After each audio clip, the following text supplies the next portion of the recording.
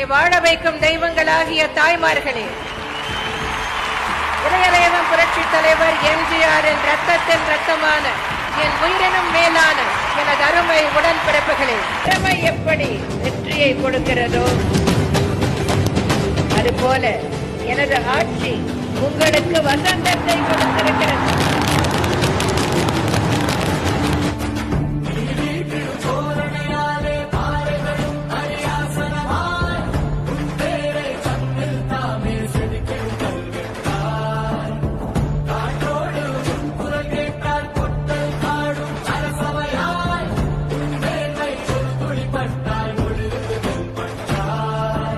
காவிரி நடுவர் மன்றத்தின் இறுதி ஆணையை மத்திய அரசு வெளியிட்டது.